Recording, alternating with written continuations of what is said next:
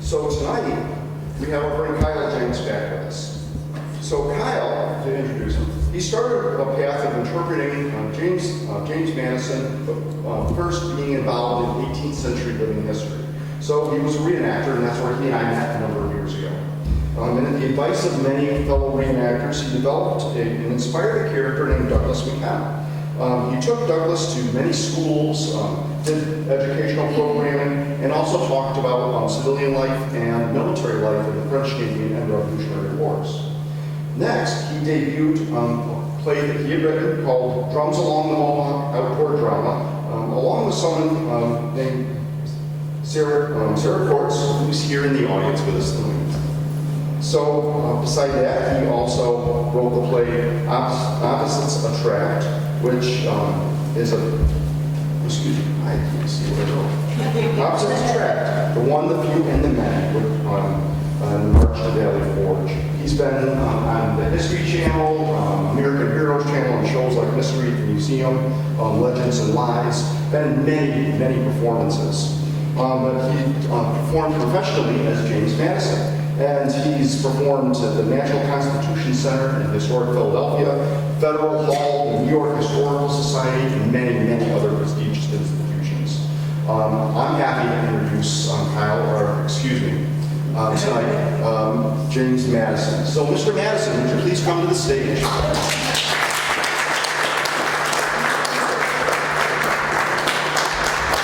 Good evening, everyone. My goodness, what a wonderful reception. And I do see some familiar faces in the audience. And it's been a long, long time. It's been since, well, let's see, it's 18 and 17 now. The last time that I recall passing through Saratoga was 17 and 91. So I think that's 26 years ago.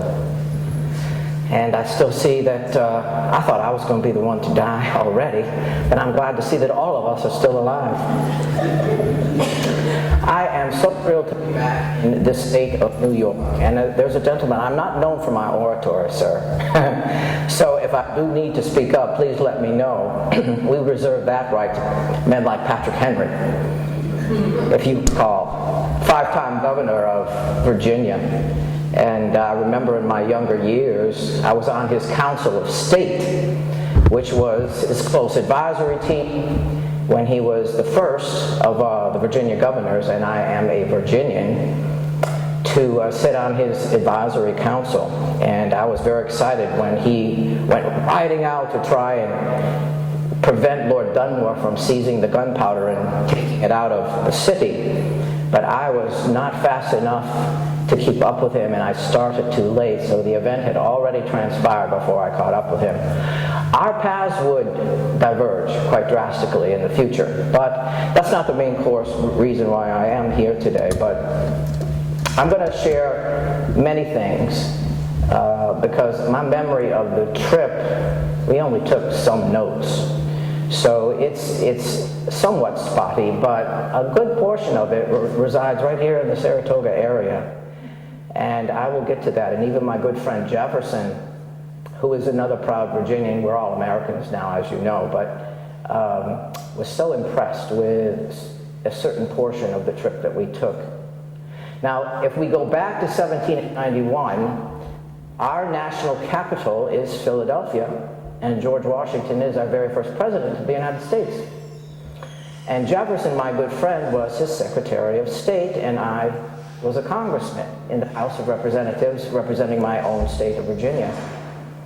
And the beginning of the decade in 1790 is when the federal government decided to move from New York City to Philadelphia for a temporary time period, because there was an act passed to determine that our permanent capital would be on the Potomac River in what we call Washington City now.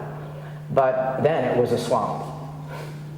And we decided that if we made Philadelphia the temporary capital for 10 years, it would give us a chance to get the government moving under this brand new governmental experiment called the United States Constitution, and allow time to be had to clear the area and build some structures that we could consider the permanent capital. So So the year that we moved to Philadelphia, it was the beginning of a decade, and our government would stay there for the entire decade. So the trip that I'm going to talk about happens only 1 year after we arrived, and I wanted to get out of town already. The beginning of the decade was controversial already because Mr. Hamilton, who I hear is quite famous now for some reason, was a prominent New Yorker, and we collaborated together in the building of the Constitution and its ratification. And then he becomes Secretary of the Treasury to President Washington, one of his two main cabinet members, the other being my good friend, Mr. Jefferson. Is this sound all right for you, sir, and your companions? Wonderful, thank you. All right, speak up if it's not. I do trail off sometimes. Anyway, so in 1790, the president was ready to receive the solution to the fact that we were in such incredible war debt, millions and millions of dollars in debt from our Revolutionary War. And Mr. Hamilton, being the Treasury Secretary, it was his responsibility to come up with a fiscal plan, which was the solution to repay the debt and jumpstart the economy such that we could conduct ourselves as the United States of America. And the bank bill that was passed in the year 1791 of February was divisive enough that Mr. Jefferson and I did all that we could in our power to prevent its passage. We argued on constitutional grounds that it was unconstitutional. Now, Mr. Hamilton was at the convention that wrote the Constitution, but Mr. Jefferson was not. And neither was Mr. Adams, our second president of the United States. Both of them were our emissaries, delegates, ambassadors overseas in the various countries. Adams being in Great Britain and Jefferson in France. Can you imagine if we had those two men in the room helping to decide what the Constitution would finally come? I sometimes think about if we had those two great minds in the room with us together, what might have changed and what might have changed. I have some speculations, but you can ask me about that after the performance is over. And Mr. Perillo, you do know that I get extended at times, and if you could keep me on track, because I will divert around different corners here and there. 1790, well, first we have the Residency Act that brings us to Philadelphia, and then the bank bill we argue is unconstitutional because those of us that were in the convention agreed that we would not charter any national institutions. And so we argued on constitutional grounds that it was not the right way to present the economic solution to our building of our country. And that created political parties. And the political parties became very divisive and quite cantankerous. The papers were full of vitriol. You could get the news if you subscribed to, let's say, the Aurora, the Philadelphia Aurora paper, which was published by gentlemen that would be considered a Republican in the small r sense. And by that time, not in 1791, but about 1792, Jefferson and I veered off and created what they call now the Democratic Republican Party. And that was the opposition to Hamilton's Federalist Party. And so some of the papers were responding to small r Republican mindset of governmental systems, and other papers were responding to the Federalist type of government system. And inside those papers were some of the meanest words you could ever imagine. And they were written anonymously. Most of us were writing anonymously back then, under a pseudonym perhaps, or anonymous. And it was stressful for Jefferson, being Secretary of State, having everything dumped on his desk that he thought no other department would take care of. In fact, when he arrived on the dock down in Virginia in Norfolk to come from France, he didn't even know that Washington wanted him as Secretary of State. He was hoping just to turn back and go back to France. He loved France so much. And he wanted me to come over there. In about 1785, this is 6 years prior, he replaced Dr. Franklin as our ambassador. And he said, Jemmy, if y'all like me, you can call me Jemmy later, you need to come over to France because everything is here that you would love. We have culture here and all the kind of books that you would want to read. And this is what I said to him. I said, crossing the seas, unfriendly to a singular disease of my physical constitution. That's what I've been battling throughout my life since early boyhood, is what I call bilious fits. And sometimes they put me down for a couple of days, sometimes a couple of weeks, and I'll have a fever. But so far, I've rebounded. And Jefferson, I don't think he would mind me sharing with you, good people of New York, that he, under stress, suffers from massive, massive migraine headaches. They can put him down for a couple of days or a couple of big weeks, and he is in so much pain that he's bedridden. So between my bilious fits and his migraine headaches, I thought between the congressional sessions, why don't we just take a trip and try and relax? And I wrote the exact thing to my brother Ambrose. I have 3 brothers, and he's my middle brother. And I said, I think that I would like to take a trip if I could gain a party to accompany me, simply for health, recreation, and curiosity. And Jefferson ended up being the only one that came. There was another gentleman who is just an ancillary part of the story. Our clerk of the House, John Beckley, was going to come with us as well. And I can bring him into the story, and if I forget, you can ask me.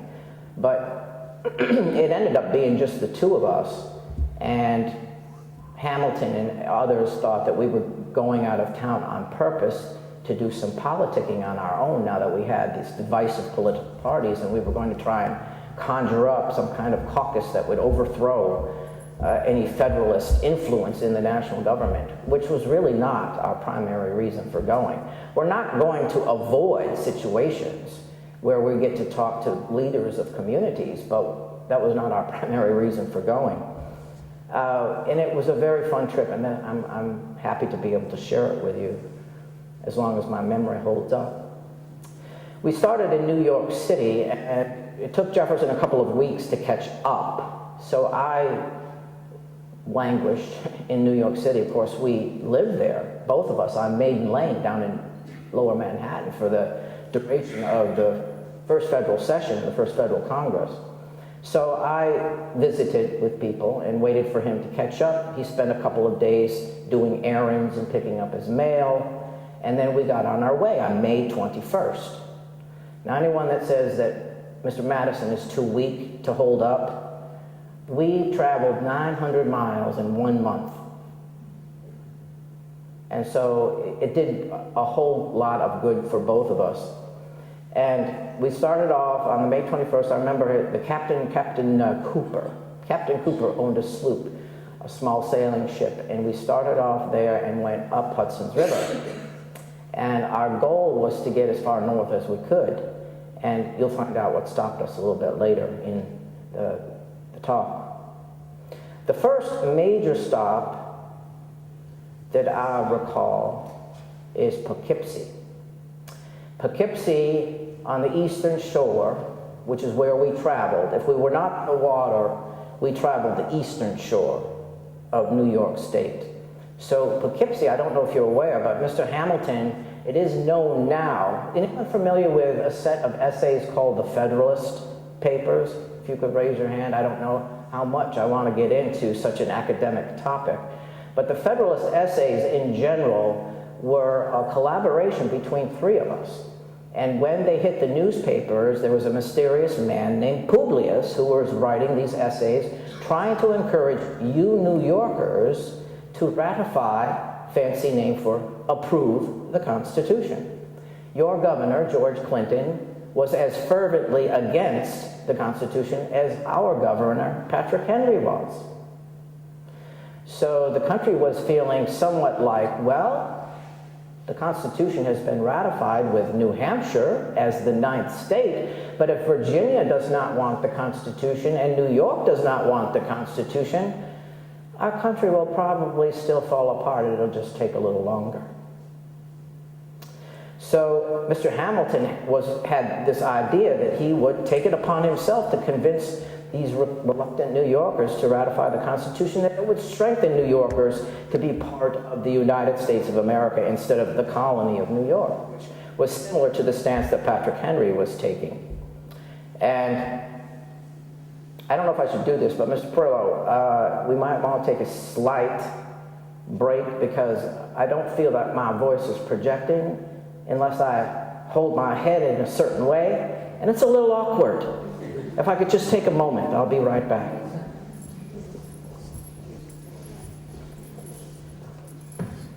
I was concerned because when I went to college, here's another diversion.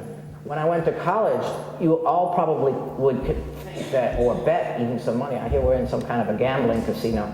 So you might even bet money that I would have gone to the College of William and Mary on the coast in Williamsburg. I did not. And one of the reasons was because of my poor health. And if you recall, many of diseases start down on the coast and they move upward into the northern states. And the College of William and Mary was an Anglican school. And we got word, my father and I mostly, when I was being tutored at my own home in Montpelier after going to boarding school as a young child 30 miles away, that there was a new president of a college up in New Jersey, and his name was Dr. Witherspoon. And Dr. Witherspoon was from Scotland, and did he ever have a thick Scottish brogue? I can even tell you something funny about that. Keep me on track, Mr. Perillo. So when we were deciding on where to send me to school, one of the reasons we decided on the College of New Jersey in Princeton was because we thought the air would be fresher and therefore healthier up there. And the second reason was that we thought the curriculum would be more liberal in the most general of senses and be more progressive in the most general of senses, because the Anglican Church was sticking to the same curriculum over and over again, and it was also being observed that the professors were not properly acting professionally. They were rather lackadaisical about their studies, their curriculum, any curriculum development. So mostly my father, my tutor Thomas Martin, who was a graduate of the College of New Jersey and knew about this new president who had just taken over, and we decided as the three of us that we would go up to Princeton. And I think it did me a world of good because the curriculum, I will say in retrospect, did affect the development of my political thought. So I digress, of course, and you will expect that again a few more times. I hope that these anecdotes are helpful for you to understand how I grew up and became the past president of the United States. I am no longer your president of the United States. Mr. James Monroe is, and I would like to give you all full confidence. I hope you voted for him, but if you didn't, he, I am sure, will conduct the country in a very, very honorable fashion. In fact, someone asked me recently that when I left Washington City, was it a relief, or did you enjoy being the president of the United States? Let me say this for my answer. Now, industry had progressed by that time. Mrs. Madison and I got on a steamship. I never thought there would be mechanization of boats. But in 1816, when I left the presidency, we were on a steamship for 14 miles on the Anacostia River before we took land in a carriage back down to Montpelier where we lived. And they had to just, I didn't know it. They told me that I was jumping up and down and was as giddy as a child. So I had some very energetic moments to be done with the presidency of the United States. I was two-term president, and every one of the presidents has a specific situation in the progression of the country to deal with. And for my presidency, the 2 terms were very much caught up in international affairs, including a war that some of you might have not been in favor of. Those of those that were not in favor of the war tended to be from the northern states, and they called it Mr. Madison's War, as somewhat of an epithet. But we took it all in stride, and I think the country is better for it, because even though the finish of that late war was the status quo ante bellum, meaning that the state of things are the same now as they were when the war began, and technically it was a draw if you're playing poker. And the country embraced it as a victory because we were able to finally get the British out of the country. And so now Mr. Monroe has a clean slate, as far as I can tell, and hopefully the country will thrive under his presidency.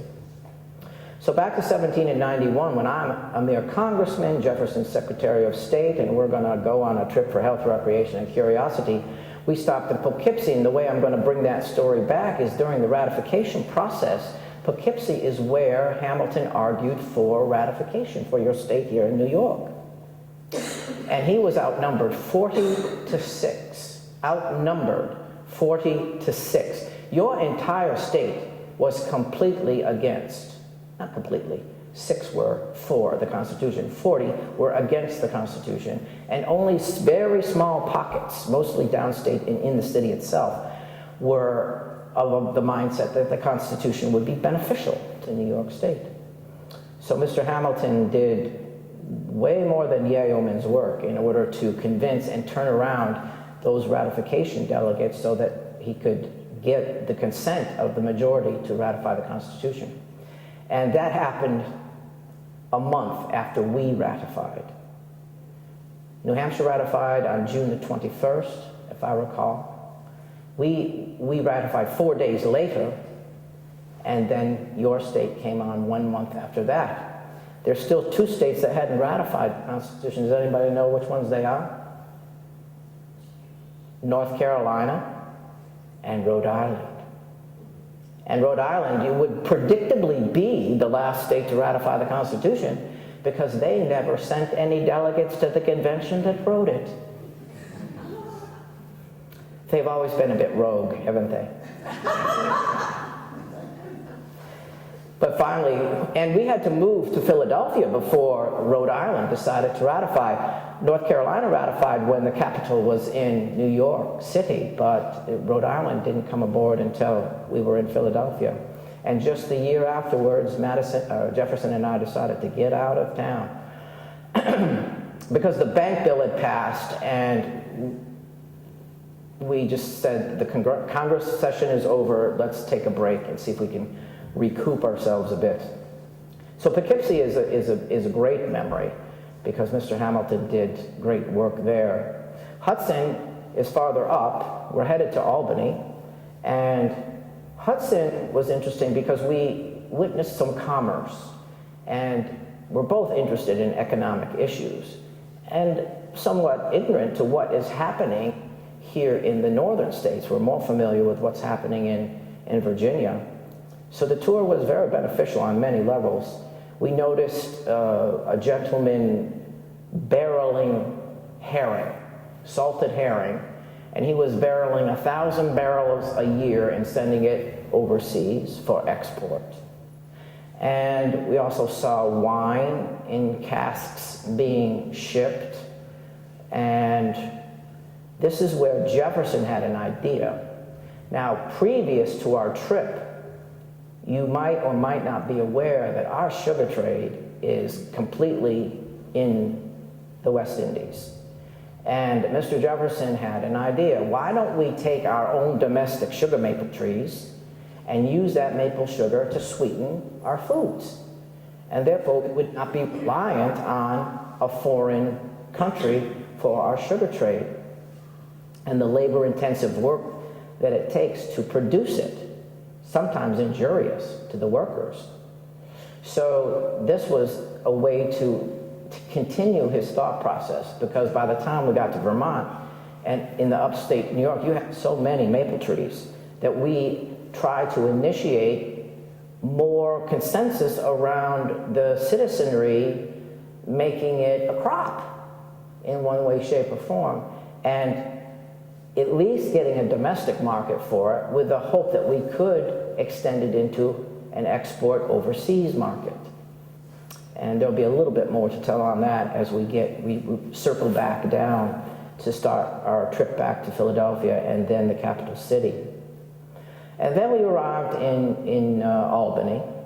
And Albany we were received very well, but with mixed opinion. And ironically, General Philip Schuyler, who I imagine is very familiar to many of you here. Has anyone traveled from quite a distance to be here today? Albany. From Albany. So General Schuyler received us very, very friendly and as gentlemanly as he could be. And the reason I emphasize it so much was because he is a staunch Federalist. And Jefferson and I are Republicans. And he had just lost his Senate seat to none other than Aaron Burr. Yet he still received us with great aplomb and a great table. And the newspapers, I would predict if you had voted for me in the presidential election based on which newspaper you read. Because I told you the partisanship was very distinct. If you read the Albany Register, I would have proffered that you would have voted for me for president. But if you read the Albany Gazette, I would not think that you would have voted for me. And the Albany Gazette didn't even report our presence there at all. But the Albany Register did. And one of the biggest memories was how hot it was. Now, you know, Virginia gets very hot. But I didn't expect that in the middle of New York, what, maybe 300, 200 miles to Canada, something like that, it would get to be 94 degrees in late May, early June. So it was reminiscent of our own state. Then, after General Schuyler learned that we were going to continue north, he said, I'm going to let my son John know that you are going to pass through Schuylerville, and he is up at the country estate. He will receive you there and take you around. And 3 days later, we were there, and John received us in the same manner that his father did, and took us to every place, as Jefferson said, of Burgoyne's misfortunes. And we toured Stark's Knob, we toured the Field of Grounded Arms, we saw the surrender site where the sword was exchanged, we saw the place where the British were ferried across the river to leave Saratoga, and we toured the entire battlefield, which had already been half dug up by people that were looking for different souvenirs from that turning point in the American Revolution. You may or may not know that after we got a surrender from the British Army, the French really perked up a lot and decided that they would put their support in not only a treaty of amity, but a treaty of support for the revolution. And I must proffer that if we did not have France's support and a little bit of Spain as well, we might not have had such a successful time. And as it was, it took 5 years of fighting. If you go by when the Declaration of Independence was signed to when the British finally surrendered in Yorktown, Virginia, 5 years later in 1781, that 5 years of fighting exhausted all of us, and we needed the army and we needed the navy, mostly of France, and the supplies and weapons. There's an ancillary story that could be told, but I will save it for a later time. And by the way, you're all invited if you want to come out later for some libations and some other refreshments. I have so many people here that I recognize. I would like to be able to catch up with them. So, from Albany, we continued to Schuylerville, toured all of that area there, and then the next major stop would be Lake George. And Lake George is where Jefferson took note to write a letter to his youngest daughter, Polly, on a piece of birch bark. Because we brought hardly any paper with us at all. It never occurred to us to bring paper, but we had notes to take. Our paper was about this big. That was the largest piece of paper we had. So we wrote in minuscule hand with our little portable quill pens and inkwells the notes that we had to take. And Jefferson's notes were much different than my notes. Jefferson's notes is all about nature, the flora and the fauna, plus an official duty he had to come on the trip. I don't know if you're aware, but both Mr. Jefferson and I are members, inductees, of the American Philosophical Society, which is in Philadelphia. And he was on the head of a committee to study a crop pest called the Hessian fly. And the Hessian fly had been devastating our crops down in Virginia and other southern states. And the trip was going to help find out how much it was devastating the crops up here in the northern parts. So we did have an official reason to come. Both of us wanted to come also because the census was taken in 1790, our first census, and that affects the representatives in the Congress. That is proportional representation, unlike the Senate, which is equal representation. So we wanted to find out how the people were counted, and that will eventually bring us to Bennington. But once we got on Lake George, we rented a canoe, and we started noticing how clear the water was, how many different species of fish there were. And Jefferson's a great fisherman, so he took note of all the different species that he found. The ones that I recall are trout, red trout, speckled trout, perch, bass, in lots of numbers. There's also rattlesnakes, which we had to kill a few rattlesnakes. And on the east side of the river, we noticed that there were limestone. But on the west side of the river, there was no limestone. And as we went up the river, we saw the place where Robert Rogers, in the war that pitted Great Britain and France for control of North America, famously slid down the rock into Lake George and continued all 30 miles up to the river and portaged up to Lake Champlain. And then once we got on Lake Champlain, Jefferson took note of the difference in the water, the difference in the fish. Because if you're not aware, the geography seems backwards, perhaps. Water flows from south to north to end in the St. Lawrence River up in Canada and then flow out to the sea. So we also took note of how high the lake would get in season and how low the lake would get out of season. And it was only a difference of about 2 feet in one lake and 3 feet in the other, whichever one makes sense.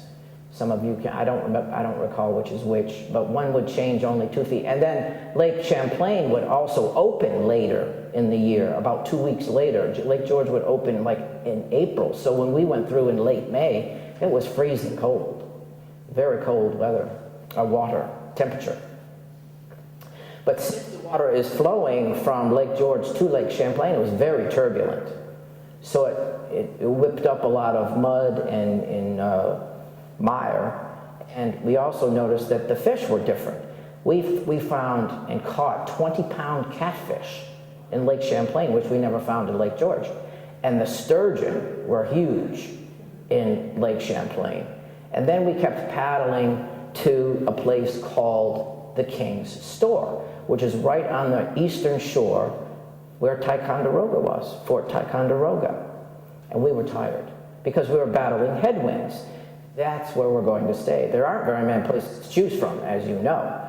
So we stayed at the King's Store, and this is another thing that Jefferson took note of. Whether the taverns were good, middling, or poor. And he rated this tavern, well, what did he rate this tavern? I think higher than some of the previous visitors had in previous years, many previous years, because there was an older lady who was running it that dates back to the war between Great Britain and France, so she had been there for decades. And she served a fine meal. It must have been either good or middling. It certainly wasn't poor. And we had a good meal there and stayed over and then promptly got on our way in our birch bark canoe. And we kept paddling north. And by the way, Ticonderoga, you know, they connected Ticonderoga to a fort in Vermont. And half of that bridge was still there. So we took note of that. And, a day and a half, I recall, being on Lake Champlain, and the headwinds were so bad and the waves were so choppy that I was tired. And I said, I don't think I can go any farther. So we made that our northern terminus. It was affecting my bilious condition because this up and down was making my stomach upset. So we decided to turn around. And when we came back through Fort Edward. And there was no fort there anymore. The fort that was, some say, as large as perhaps the third largest city in the colonies at the time, was not there anymore. And it did not help us during our Revolutionary War. So it wasn't rebuilt in order to help us win our war for independence. And it was called Sandy Hill at the time. It was named Fort Edward, but the property in the area was called Sandy Hill. And that's how Jefferson referred to it in his notes. And that brings us next to Bennington, Vermont. Now, of course, this is going to be our 14th state. And we stopped in Bennington on the Walloomsac River in a very nice mansion lived in by the former governor, Moses Robinson. And Moses Robinson was one of the first senators from this brand new state to represent the new state of Vermont in our Senate. So he hosted us, and we happened to be there on the weekend.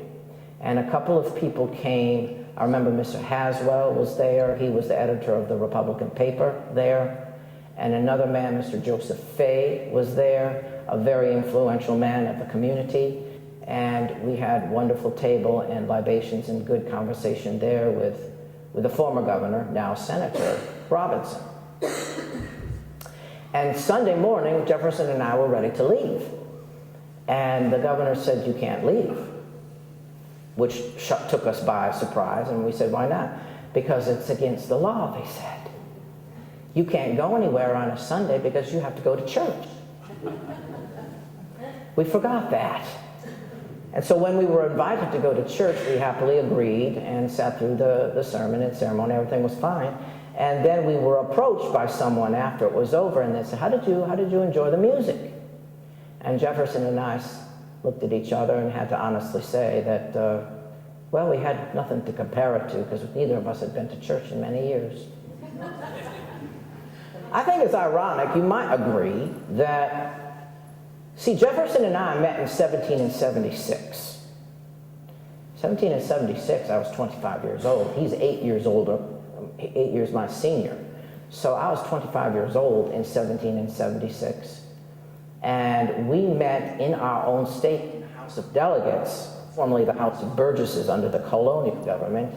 And we were both working on a bill for religious freedom, because I had witnessed some Baptists who were thrown in jail simply for preaching their form of providential belief. And I thought that was an egregious thing, that everyone should have the right to full conscience to whatever providential being that you believed in, and that no government should be instituted to interfere with that. Jefferson was of the same mind.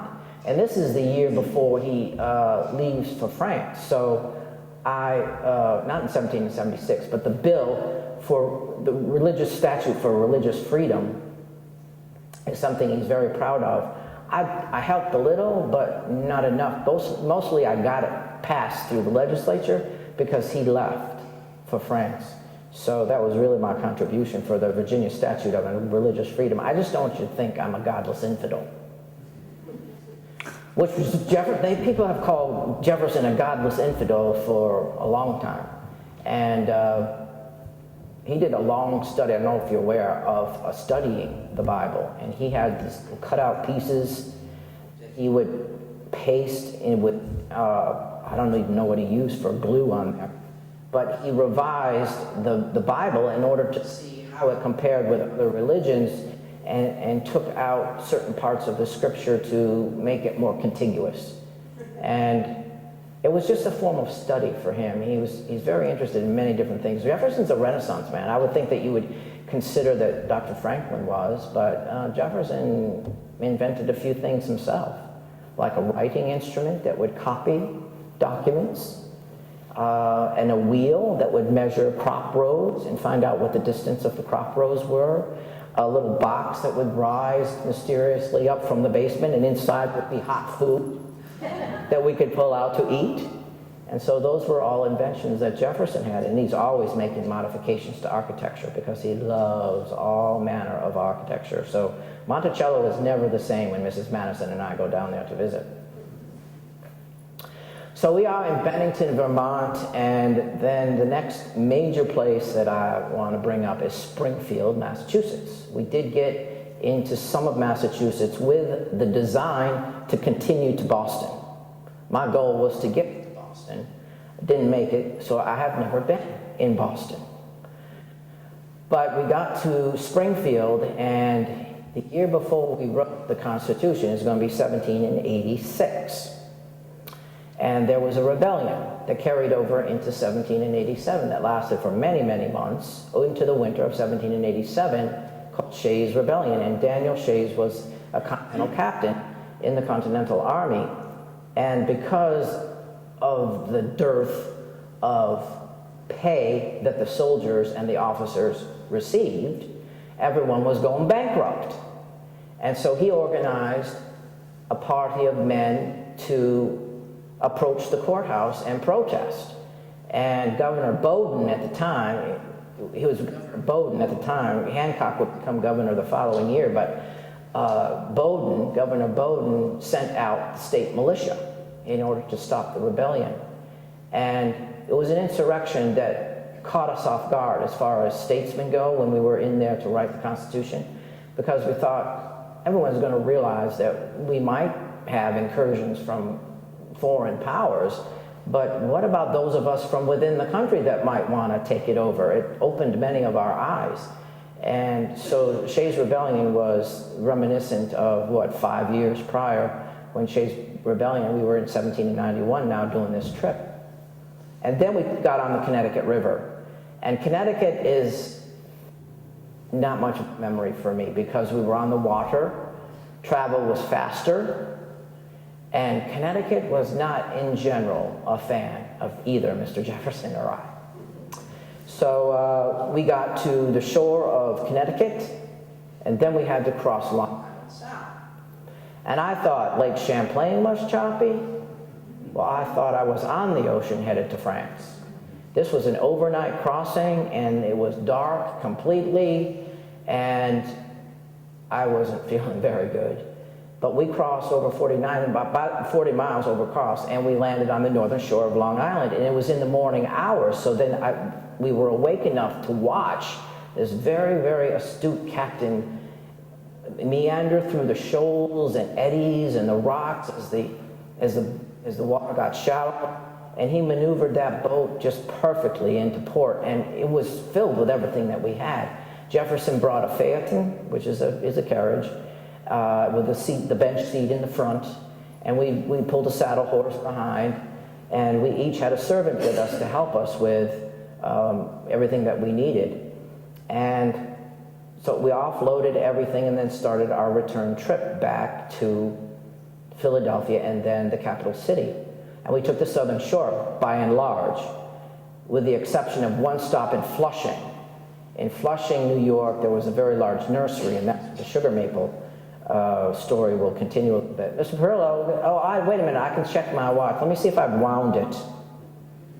Oh, it looks to me like we have about 15 minutes left. Oh, that's plenty of time for me to finish the story.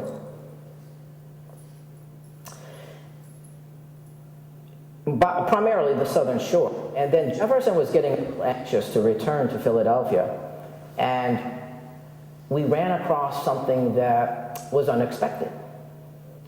A tribe, a very small tribe, of the Aboriginal peoples called the Unquachogs. Yes, Unquachogs. And there was only 20 people left in this tribe. And there was only 3 of those people that could speak the language. And ever since a small boy, Mr. Jefferson has been intrigued by the Aborigines. And he said, I don't care how much I feel I need to get back to the capital city. I'm going to take this time to talk to 3 women. We're the only 3 left that knew anything of the rudiments of their language. And so he took notes of 200 separate words. And none of those words were horse or cow. And the Shinnecocks, the Montauks and the Shinnecocks were not far away, and they all had their own dialects. So it was very interesting to find out that the Aboriginal languages were on the decline, and Jefferson said something on the order of, it would be egregious if I did not spend some time giving to posterity the rudiments of their language. So he took an extra 4 hours or so to make those notes, and I know that it was very satisfying for him to do that. Then we went to this nursery in Flushing. It was a very popular, large, well-stocked nursery, and that's where he ordered 60 full maple trees, saplings, to be sent to Monticello to plant on his plantation to see if he could contribute to a domestic market of sugar production. And previously, in the years before, he had already done some experiments by comparing maple sugar to regular cane sugar. And it was determined anecdotally through everyone who participated that it was as sweet as regular sugar, and it had great potential. So not only were 60 saplings sent to Monticello, he had already urged people in Bennington, especially, as I recall, to start little plantations of their own from seedlings and seed. So he also ordered seed, so he could start a tree from seed. And other shrubs and trees and flowers, because Jefferson's all about flora and fauna. And they went back to Monticello. When I got back to Philadelphia, I languished for a while to recover. Another reason I could have, this is where John Beckley comes into the story, because we found out during the trip that John Beckley had headed out after us to try and find us, but we never caught up, and then we got word that he had gone on to Boston. So I thought for a moment, anyway, that maybe I would try and catch up with him and meet him in Boston, but my horse was done. He was exhausted, and I didn't want to torture the horse anymore, so I said, I think it is a good idea if we both return to the federal city and get on with the business at hand. And I suppose that's where the story ends. That's my biggest recollections of our little adventure in your area here in 1791. I'd be happy to take questions of a public or private nature for the rest of the time. Thank you.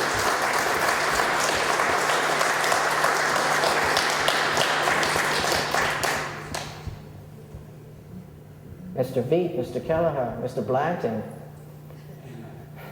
I'm expecting questions from certain individuals. Perhaps. Ms. Courts. Anyone? Yes, Ms. Courts. How is Mrs. Madison these days? I'm doing well. Mrs. Madison takes care of me. Did you all know that I met Mrs. Madison in Philadelphia when I was a congressman? Did you know that? Mrs. Madison was the widow Todd, and she lost her first husband to the yellow fever epidemic that we were all worried about in Philadelphia. Philadelphia, I don't know if you're aware, but Philadelphia has been hit with yellow fever several times. And in 1793,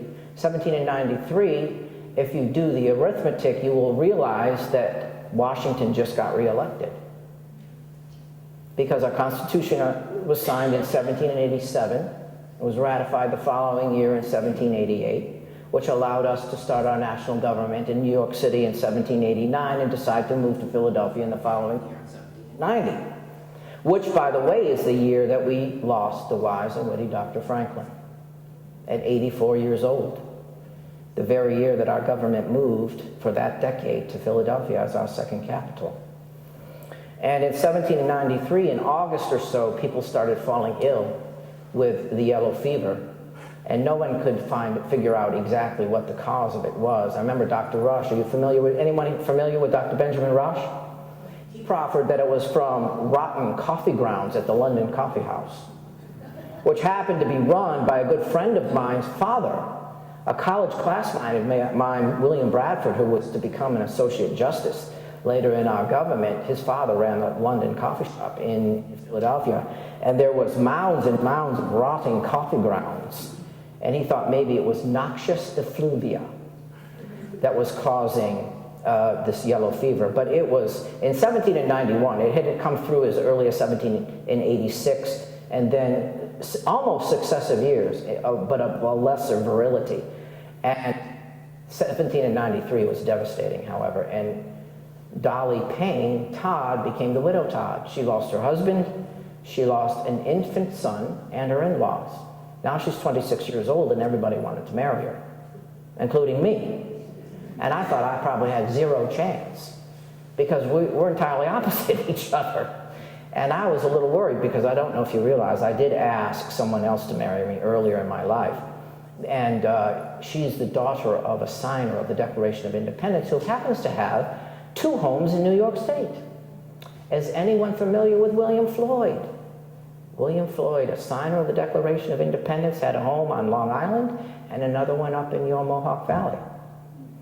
And his daughter Kitty, 16 years old at the time, I took a fancy to. I was 32.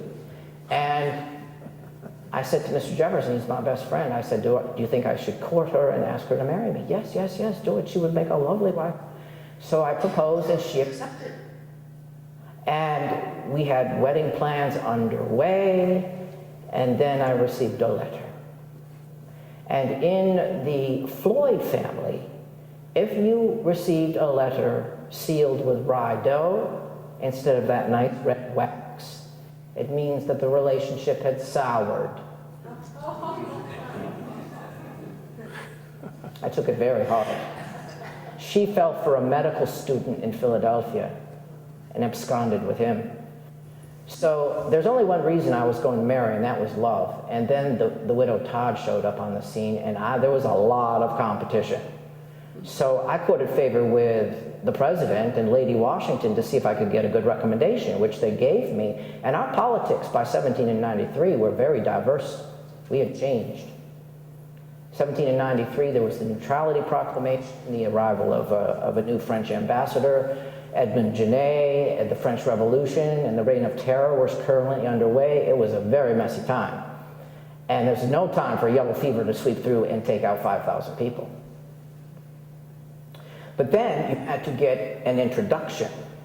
I couldn't just knock on the door without an introduction, and you might be surprised to hear that the very man that introduced me to the widow Todd is now deceased. Our former Secretary of the Treasury, your very famous Mr. Alexander Hamilton. Aaron Burr and I knew each other from college. He graduated from College of New Jersey and Princeton the year after I did, so we were classmates together, and we debated each other in the debate clubs. I was on the Whig side, and he was in the Cliosophic Society. And he was a very smart young man. He was allowed in, what do you call it? He was, went into the College of New Jersey as a young teenager, and I was more of the regular age of 17 or 18. And he graduated the year after I, and then of course we're both in government in Philadelphia. He's upstairs in the Senate, I'm downstairs in the House. And what boarding house was he staying in? The widow Todd's mother's boarding house. And when we were in congressional sessions, you know, there's 2 a year. So you go home, and when you have to come back, once you find a place that you like, you're going to reserve that space again. And something sounds different, but you still hear me. All right. It's a sign. So I needed an introduction, and Aaron Burr, at the time anyway, was the perfect person to ask. And he was happily married, so that was good. And in fact, you know, he was so happily married that he wanted to go home. He's going to lose his wife the following year to stomach cancer. So he lobbied Congress and the president and everyone to go home to take care of his wife, who he dearly loved. And they didn't let him go home, and she died without him being there. So I had no competition from Mr. Burr for the widow Todd, but I did from everybody else. And we courted for a mere 4 months, and then I proposed, because I didn't want her swept away by some other young medical student in Philadelphia. So the fact that I was not a Quaker came up. She was a Quaker. And if she didn't marry another Quaker, she would be read out of meeting. And read out of meeting is the same thing as being shunned or ostracized in other faiths or other reasons, because Quakers don't go to a church, they go to a meeting house. They don't need a minister or a steeple or a church because they think God speaks directly to each individual separately. So they just sit in quiet reflection on Sundays instead of being preached to by a minister. So she asked me if I wanted to convert, and I said no. And I knew that might have been the end of it right there, because she had a small boy to take care of. And if you are not recognized by your family, your friends, or your fellow parishioners, she would have a very hard time. But I was not going to change that part of my life. So she said, I'll tell you what, I will give it serious consideration. Now I'm enthused. And she promptly goes to Virginia to visit family and friends. Because before she was 15 years old, she did most of her growing up in Virginia, although being born in South Carolina. As a baby, the family moved to Virginia, near where Patrick Henry's home in Hanover is. So she is a relative of Patrick Henry, Mrs. Madison. And I started writing letters, even though we were busy in the House of Representatives. I barely let a day go by without getting a letter out to her. But nothing was coming back. Oh, it happened again. You know, I'm 17 years older than she is. And she's much bigger and quite a bit heavier. And I'm quiet and she's loud. In a very friendly, magnanimous, and effervescent way. So we are an opposites attract couple, so we were the talk of the town for that reason. And Mr. Madison and the widow Todd, how did that happen? And finally, I got a letter back. Well, turns out she got yellow fever. She survived it. Then she goes to Virginia and she got malaria. That's why I didn't hear from her, because she was too sick to write back. She read the letters, but she was bedridden for weeks. And then finally a letter came back, an apology. And she said, Mr. Madison, I got your letters. I read them. They were beautiful. Yes, I will marry you. I was elated. And so you would think, would I consider to convert? No. She got read out of meeting, and we've been together, happily married ever since. So thanks to Mrs. Madison, I've changed. I've been very reticent, especially in my earlier years, and was known for that. Very shy, low speaker, don't raise my voice very often, very... how do I say, when you look things over and you think about them for a long time. In fact, my Secretary of the Treasury, Albert Gallatin, who's still in the government now, says to me, as far as I recall, Mr. Madison is slow in taking his ground, but firm when the storm rises. And that is rather like the way I am. So thank you for asking about my health, because you know, at 21, I thought I might die. Because I was sickly as a child, and I battled it on and off, but it hasn't stopped me. I remember it was Billy Bradford said, you know, that's what I said to Billy Bradford at 21 years old. What did I say? I said that I was too dull and infirm to look out for any extraordinary things in this world. For I think my sensations for many months past have intimated to me not to expect a long or healthy life. So I've lasted this long. I'm in my 60s now. So Mr. Madison, I'm sure, will extend my life. Thank you for your question. It was a very long answer, wasn't it? You can tell I adore her. Yes, sir. My question is, thank you for sharing the story about your great trip up to New York and beyond. Was there a particular part of the state that you really enjoyed more than another? Mm-hmm. Mr. Jefferson and I concurred that Lake George was the most beautiful water that we had ever seen. And he wrote the same to his daughter in Virginia. Why did you know that he's not writing to his wife because his wife is deceased? So his wife passed away during the war years of our revolution. And so he was writing to his two daughters. and he qualified his statement about that nothing to usurp Virginia's greatness, but Lake George is the most beautiful water I ever saw. And I agreed. It was Lake George out of the entire 900-mile trip. Thank you for asking that. Yes, sir. Mr. President, would you admit paternity of the U.S. Constitution?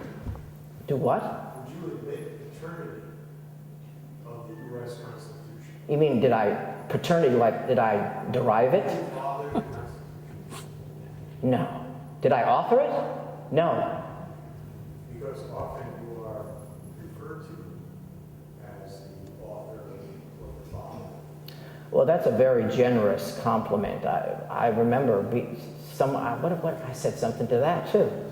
What did I say? Unlike the goddess of wisdom, 'twas not the work of a single brain. It ought to be considered the work of many heads and many hands. There were 55 delegates in the room there on and off throughout the 3.5 months that we wrote it. It was a combined effort. Were you the foremost of the Sir, you must know that a gentleman does not profess anything advantageous about his personality or otherwise. Like Cincinnatus, he rises to the occasion and then returns to the plow, which, by the way, I'm happy to be behind, again, the plow. So, what I did, I will say, this is factual. I came with a plan.